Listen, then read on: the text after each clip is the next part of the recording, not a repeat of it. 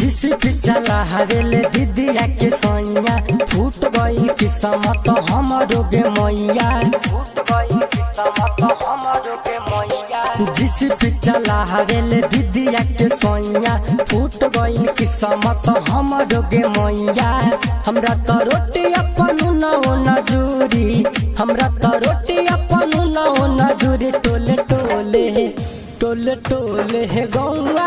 में घूमी हम सैया बेचेले झाल मुड़ी टोले टोले हे गौवा में घूमी हम सैया बेचेले झाल मुड़ी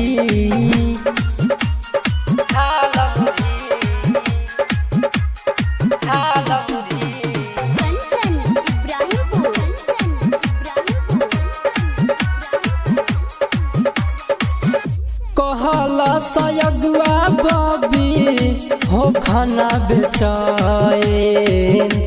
रहबू तू खुश लइका बा बिजनेस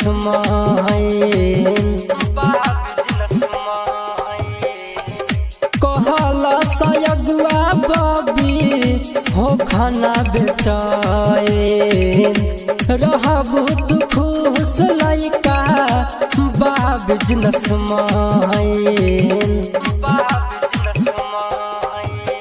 काटले मेरी चाया छिले ले पियाज इहे देखी हमारा तो लागे बड़ी लहाज कलम के जगह चलावेल छुरी टोले टोले टोले टोले हे गौवा में घूमी हम सैया बेचेले झाल मुड़ी टोले टोले हे गौवा में घूमी हम पियावा बेचेले झाल मुड़ी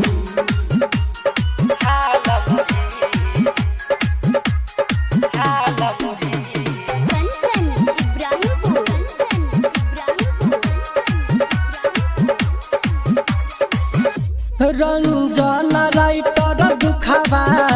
के तना सुनाई राजा अभिना सत्य के कहिया बुझाई